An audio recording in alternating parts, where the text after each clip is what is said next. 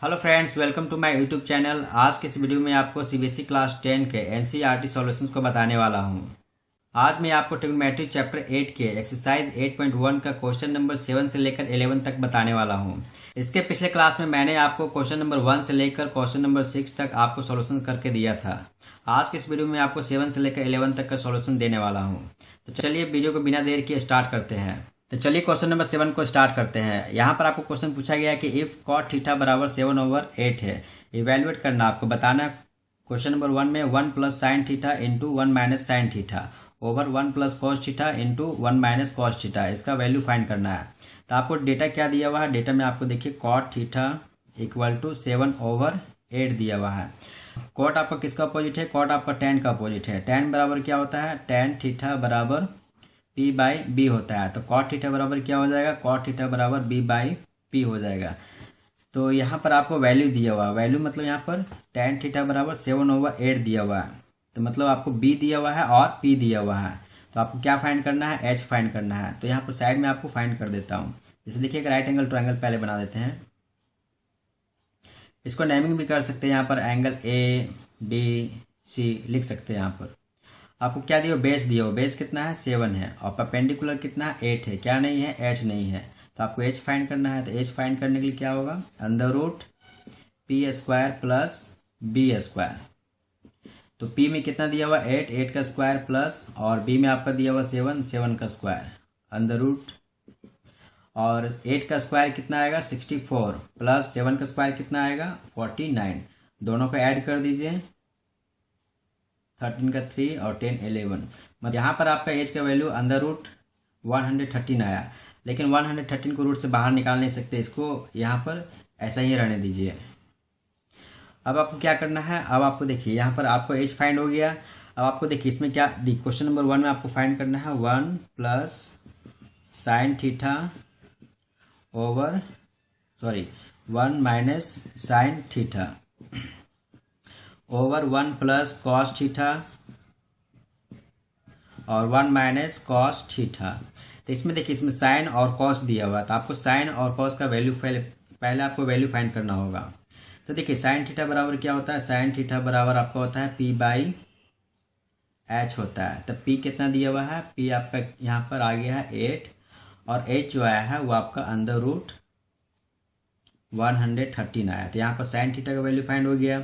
अब cos theta का value find कीजिए। तो कॉस थीटा बराबर होता है B बाई H होता है। तो यहाँ पर बेस कितना है? बेस 7 है, और आपका हाइपोटेनस 100 अंडर रूट 113। यहाँ से आप साइन थीटा फाइंड कर लिए, यहाँ से कॉस थीटा फाइंड कर लिए। अब आपको इसका वैल्यू निकालना। चलिए अब आपको यहाँ पर फाइंड करना 1 प्लस साइन थीटा और into 1 minus sine theta over 1 plus cos theta into 1 minus cos theta. तो देखिए यहाँ पर जो फॉर्मूला दिया हुआ है ना, यहाँ पर जो वैल्यू दिया हुआ है 1 प्लस साइन थीटा, ये एक फार्मूला पर बेस्ड है। कौन सा फार्मूला बेस्ड है? देखिए आपको कॉर्नर पर बता देता हूँ। ये A² माइनस B² फार्मूला पर दोनों ऊपर का डिनोमिनेटर भी और डिनोमिनेटर भी बेस्ड है। तो A² माइनस B² इसका होता है A प्लस बी और A माइनस बी होता है। और सेम नीचे भी वही आपको फार्मूला अप्लाई करना है। तो इसलिए यहाँ पर इसको आप शॉर्ट में लिखना है। शॉर्ट में क्या लिखना है? देखिए यहाँ पर 1 plus sine theta into 1 minus cos theta, दोनों सेम, एक प्लस में एक माइनस में है। तो यहाँ पर आप लिख दिए 1 का स्क्वायर और minus sine square theta over, और यहाँ पर आएगा 1 माइनस 1 का square minus cos square theta. अब यहाँ पर आपको वैल्यू पुट कर देना है। क्या वैल्यू पुट करना है? यहाँ पर देखिए 1 का स्क्वायर 1 ही आएगा, माइनस साइन थीटा बराबर कितना आया था? 8 ओवर अंडर रूट 113। ये स्क्वायर इसको कर दीजिए। और यहाँ पर आया तो 1 माइनस कॉस का वैल्यू कितना आया था? 7 ओवर अंडर रूट 113। इसको भी स्क्वायर कर दीजिए। अब देखिए यहाँ स्पेस कम पड़ गई, इधर आपको इधर बना के दिखाता हूँ। तो यहाँ से आपको वैल्यू फाइंड हो गया। अब देखिए इसका सॉल्यूशन कीजिए। तो यहाँ पर देखिए 1 का स्क्वायर 1 ही आएगा। यहाँ देखिए यहाँ से आपको सॉल्यूशन करना है, ठीक है। 1 माइनस, देखिए यहाँ पर स्क्वायर करना है, ब्रैकेट के ऊपर स्क्वायर है। तो 8 का स्क्वायर 64 ओवर, और जैसे किसी भी नंबर का जो रूट नंबर होता है उसका स्क्वायर कीजिएगा तो वो रूट से सिर्फ बाहर निकल आएगा। तो यहाँ पर क्या होगा? 113 आएगा ओवर, और 1 माइनस 7 ओवर यहाँ भी 113। अब कैसा आया देखिए, मैं आपको नीचे भी बता देता हूँ। कोई नंबर है, जैसे वहां पर 113 था, ये रूट में था, इसका स्क्वायर कीजिएगा तो क्या आंसर निकल के आएगा। ये आपको समझाने के लिए मैं बता रहा हूँ, ठीक है। इसमें देखिए रूट का जो वैल्यू होता है ना, रूट जैसे 113, रूट को हम इस फॉर्म में भी लिख सकते हैं 1/2 के फॉर्म में। यहाँ तक समझ में आ गई। अब यहाँ पर 2 स्क्वायर, यहाँ पर स्क्वायर पहले से दे दिए। अब देखो एक्सपोनेंट को क्या करेंगे, मल्टीप्लाई कर देंगे। 131/2 इंटू 2, यहाँ से 2 कैंसिल हो गया, तो यहाँ से क्या निकल का आया 113 का पावर 1। और किसी का भी पावर 1 हो तो सेम ही आपका आंसर आएगा 100, मतलब जो नंबर है आपको सेम ही नंबर आएगा। यहाँ पता चल गया कैसे रूट से बाहर निकला। सो ठीक, आप ऊपर वाला का एलसीएम लीजिए, ऊपर वाला का एलसीएम लीजिएगा 113 आएगा। और यहाँ पर देखिए, यहाँ पर कुछ नहीं है तो डिनोमिनेटर में 1 बैठा सकते हैं, यहाँ भी कुछ नहीं है तो 1 बैठा सकते हैं। अब देखिए 1 और 13 का एलसीएम लेंगे तो 130 आएगा, और 1 का टेबल में 130 टाइम्स में आएगा। तब फिर 130 को इससे मल्टीप्लाई कर दीजिए तो 113 माइनस, और ये 113 का टेबल में ये 113 1 टाइम्स में आएगा, तो फिर 1 से इसको मल्टीप्लाई कर दी 64 आ जाएगा। ऊपर कैल्शियम फाइंड कर दिया, अब नीचे वाला कैल्शियम फाइंड कर देते हैं। जैसे देखिए 113 यहाँ भी सेम ही आएगा, यहाँ पर 113 माइनस यहाँ पर 7 का स्क्वायर, यहाँ पर आपको 49 आएगा, वो बाय मिस्टेक हो गई, लिखा गया था 7, तो यहाँ पर 49 लिख दिए, ठीक है। और यहाँ पर 49 लिख दीजिए।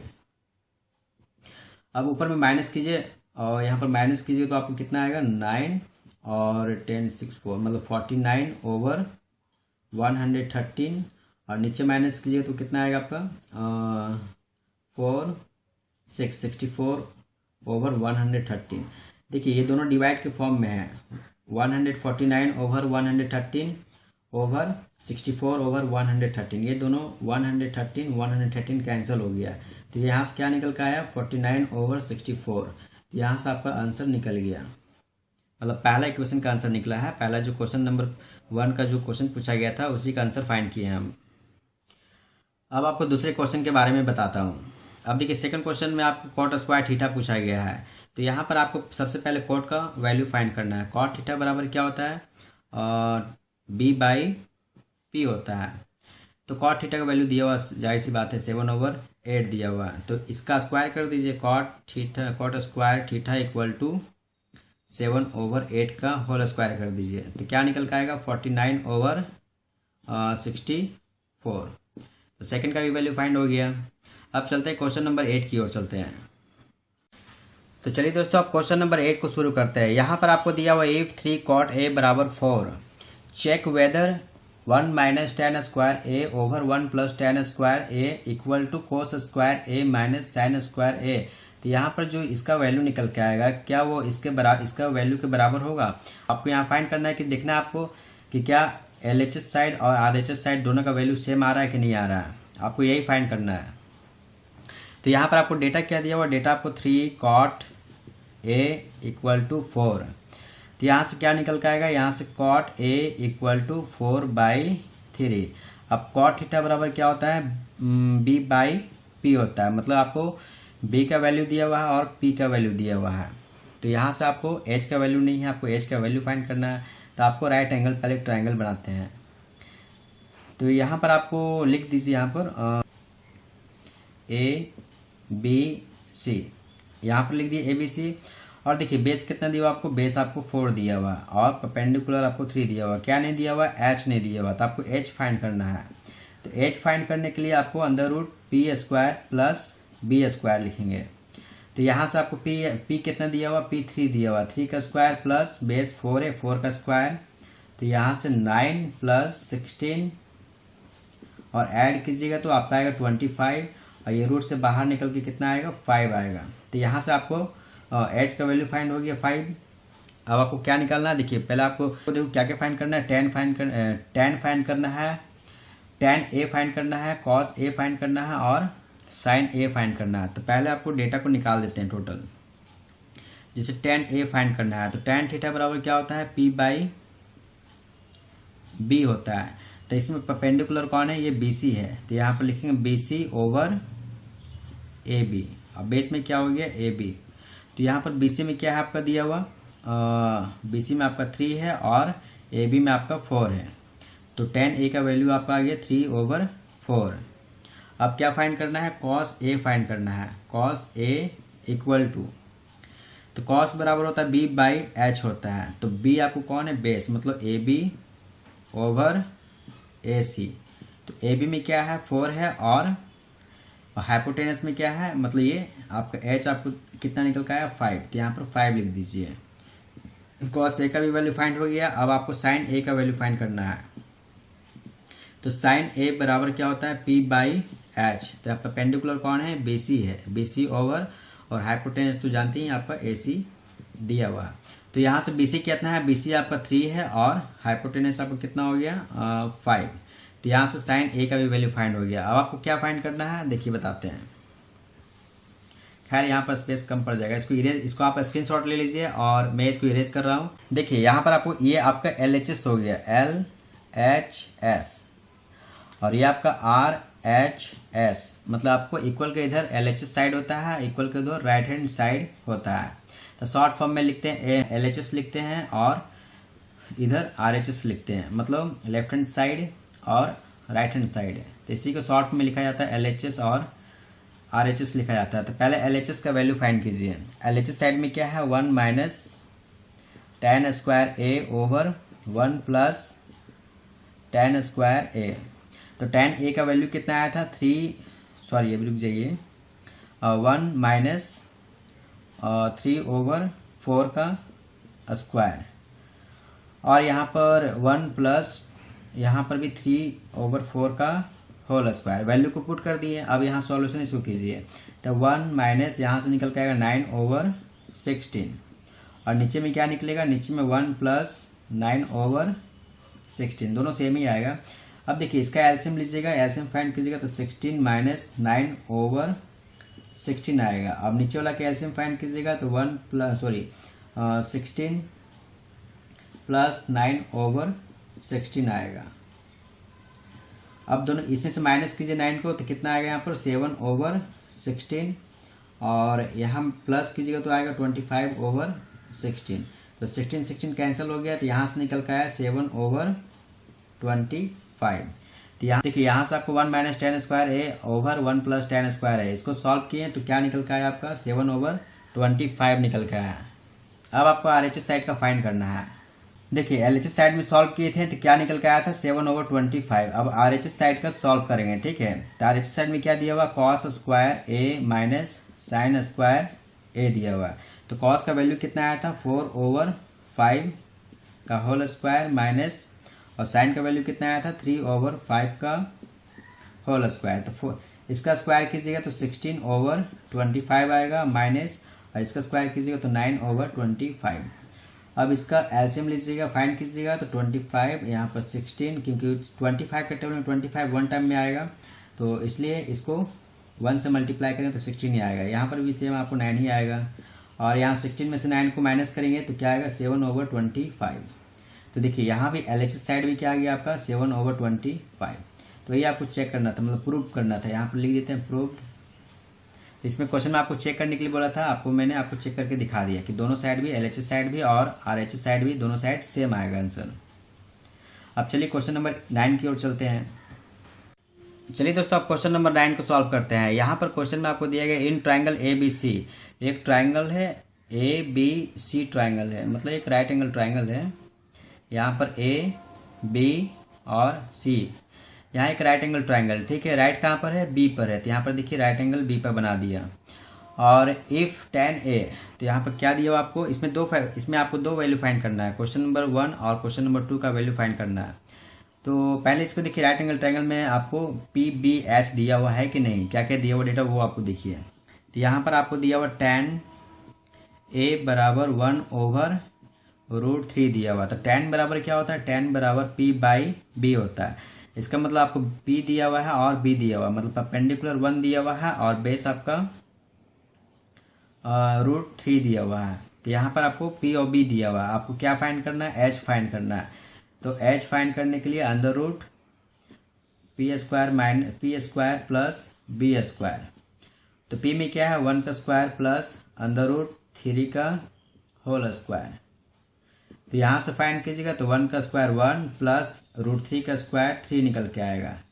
तो यहाँ ऐड करने पे कितना आएगा √4 और इसको रूट से बाहर निकलेगा तो 2 हो जाएगा। तो यहाँ पर h बराबर कितना हो गया 2 हो गया। तो यहाँ आपको h फाइंड हो गया। अब आपको देखिए क्या फाइंड करना है, आपको साइन a कॉस c और कॉस a और साइन c वैल्यू फाइंड करना है। तो चलिए पहले साइन आपको क्वेश्चंस को सॉल्व करने से पहले आपको इन सब का वैल्यू फाइंड कर लीजिए, क्योंकि उस तरह आपको फिर काफ़ी इजी रहेगा बनाने में। तो यहाँ पर साइन a का वैल्यू फाइंड करते हैं पहले। तो साइन a का वैल्यू क्या हो गया, तो साइन देखिए साइन आपका a यहाँ पर है तो इसके सामने वाला आपका परपेंडिकुलर हो गया और ये आपका बेस हो गया। तो साइन a बराबर क्या होता है p/h हो गया। तो p में कितना है, p में आपका 1 है और h में आपका 2 है। तो साइन a का वैल्यू फाइंड हो गया। आप डायरेक्ट साइन c का भी आप एक सीरीज में फाइंड कर सकते हैं, साइन c का वैल्यू फाइंड कर लीजिए। तो c यहाँ पर है, इसके सामने वाला परपेंडिकुलर होगा और ये आपका बेस हो जाएगा। तो यहाँ भी p/h हो गया। तो यहाँ पर p क्या हो गया, p में आपका परपेंडिकुलर में √3 हो गया और h में आपका 2 हो गया। यहाँ से साइन a और साइन c का वैल्यू फाइंड हो गया। साइन a का वैल्यू 1/2 और साइन c का वैल्यू √3/2 हो गया।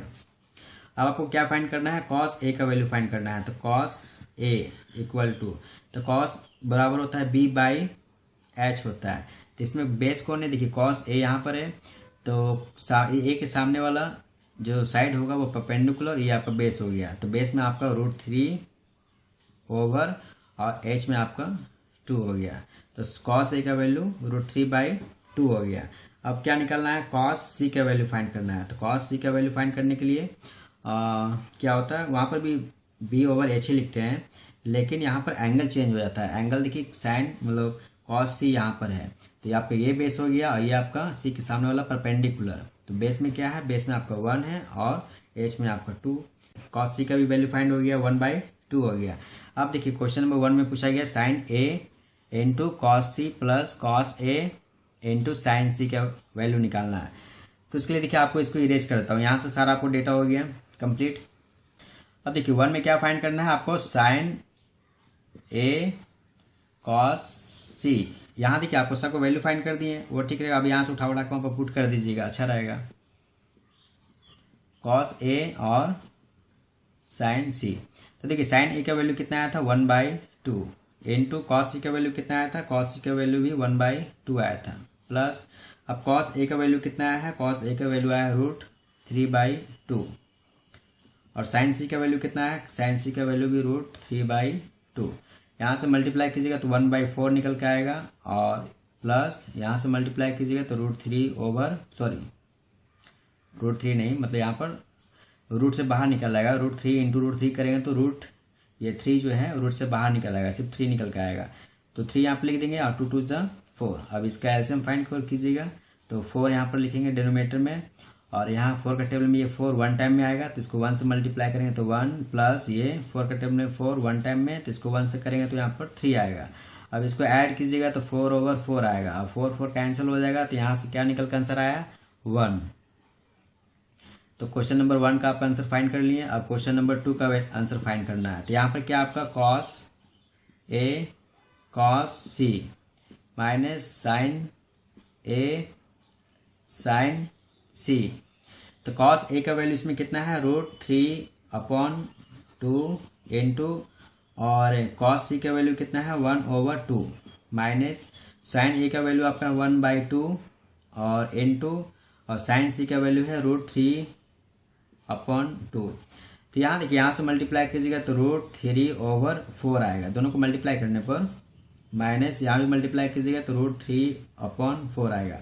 अब देखिए दोनों यहाँ फ्रैक्शन है ना, जो फ्रैक्शन यहाँ पर निकल का है √3/4, यहाँ भी दोनों में सेम ही है फ्रैक्शन, मतलब यहाँ भी √3/4 है, यहाँ भी √3/4 है, लेकिन फर्क इसमें इतना है कि ये प्लस में है और ये फ्रैक्शन माइनस में है। तो इसलिए प्लस माइनस क्या होगा माइनस, तो घटा दीजिए तो आंसर क्या निकल के आएगा 0।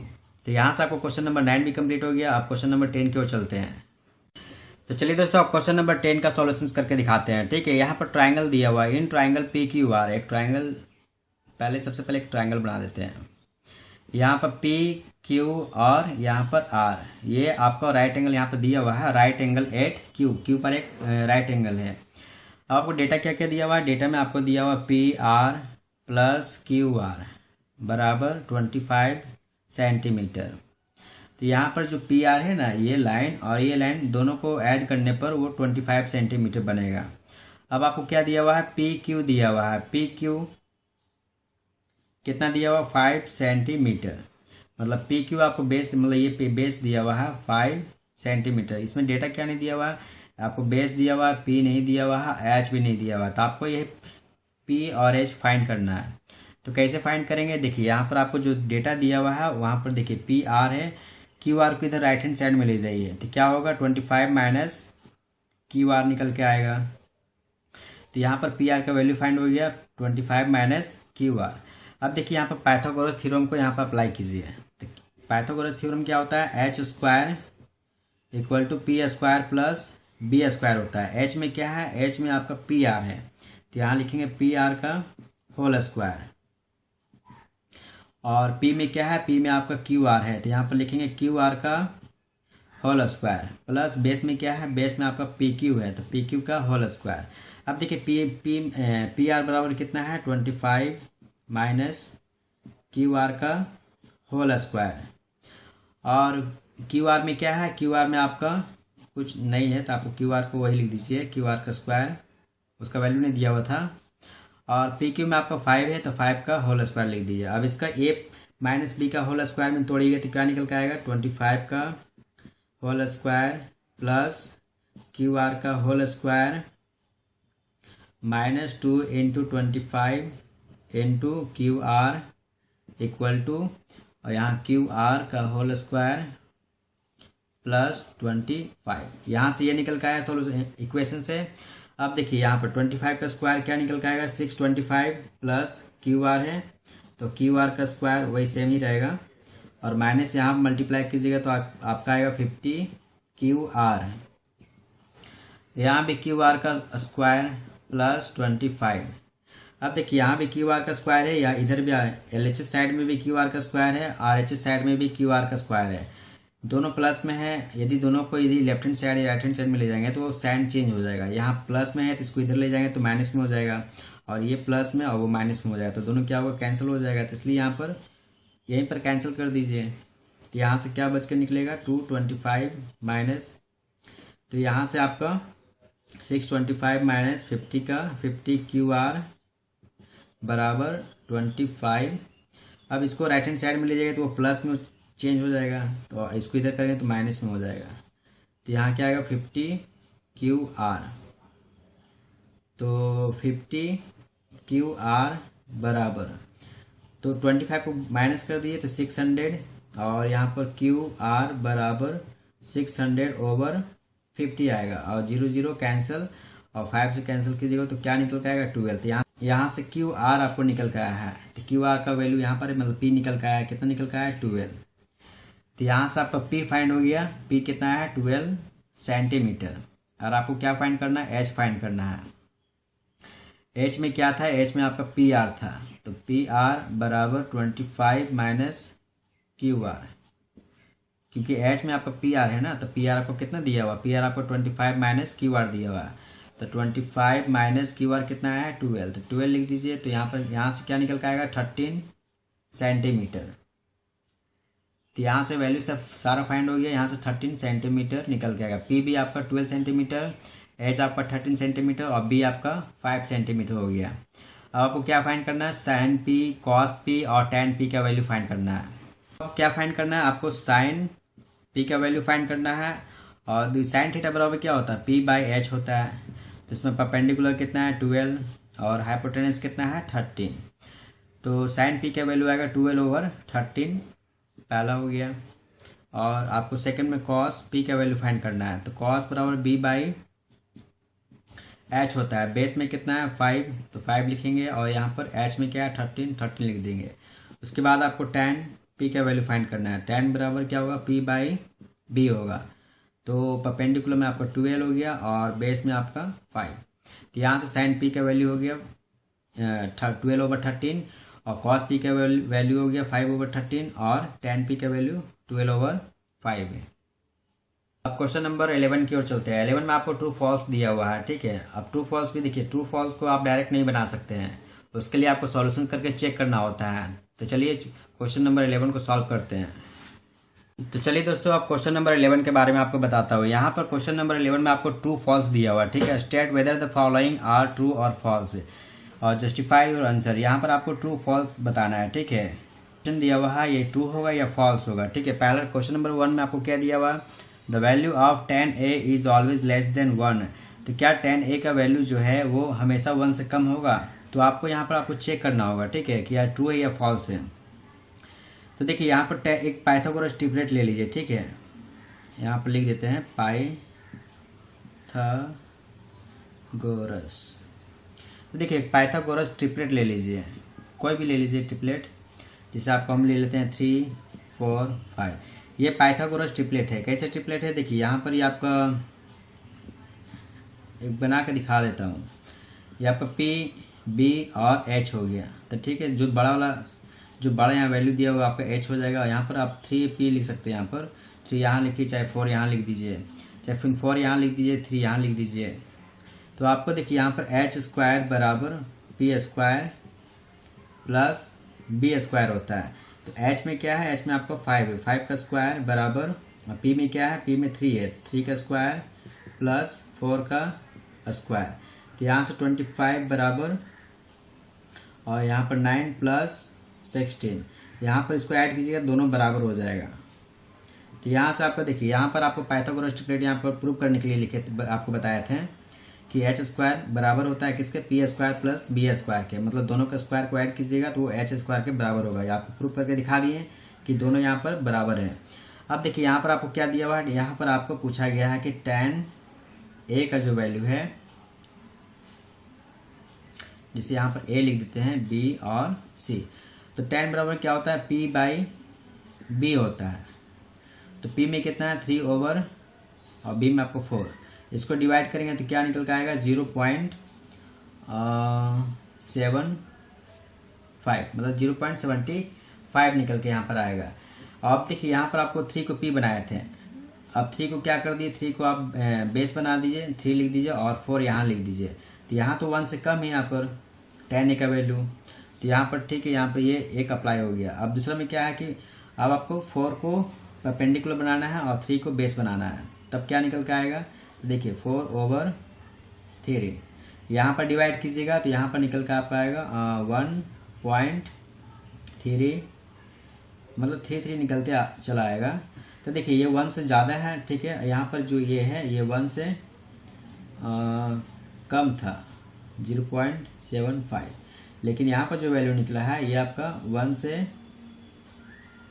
ज़्यादा है, 1.333 और भी चलते जाएगा।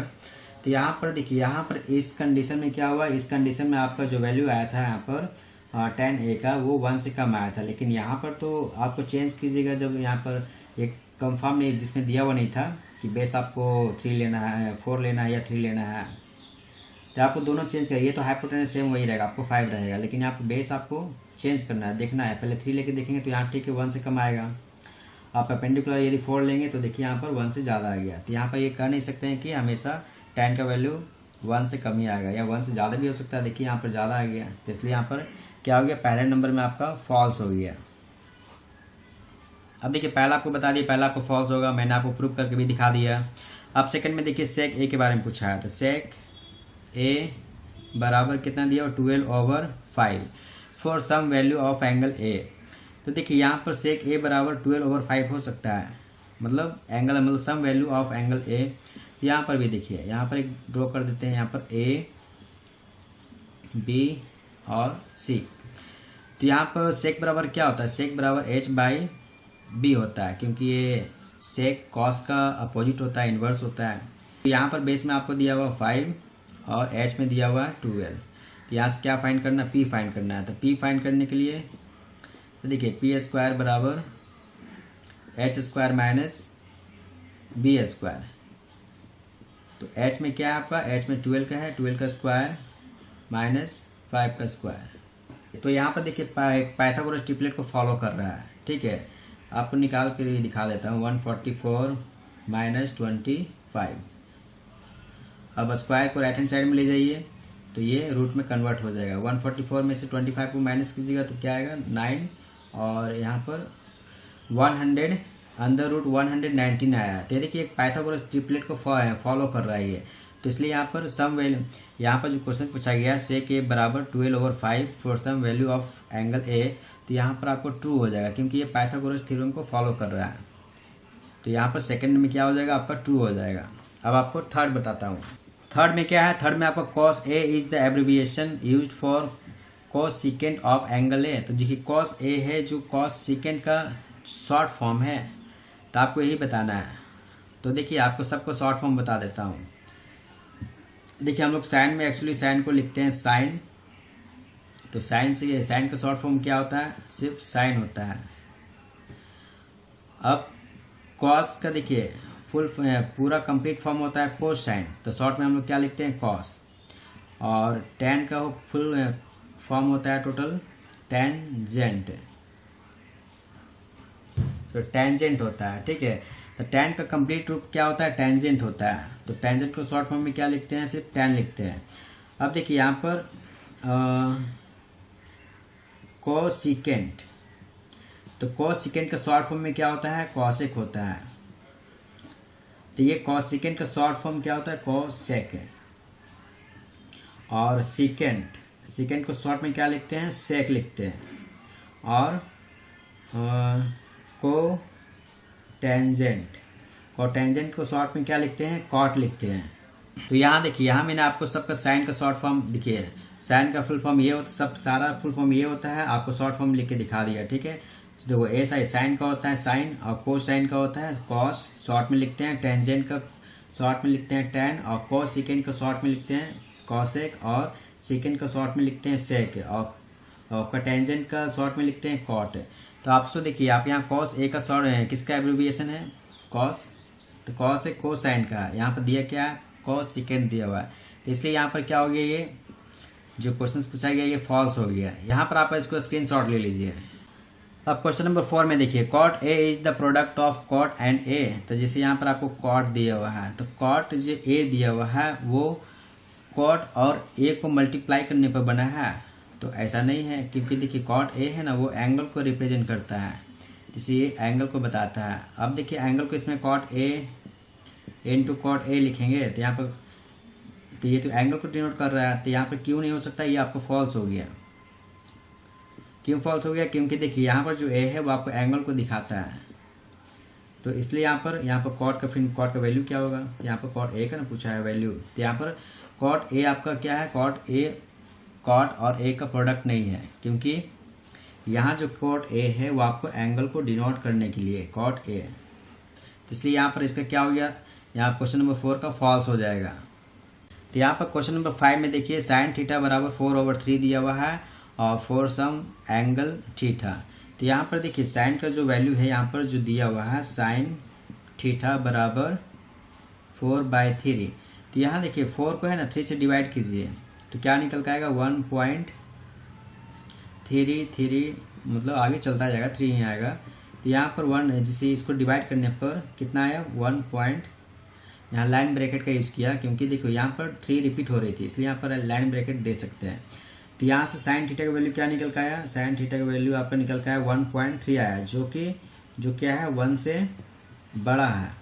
तो साइन थीटा का वैल्यू है ना वो हमेशा 1 से कम होता है। यहाँ लिख देता हूँ द वैल्यू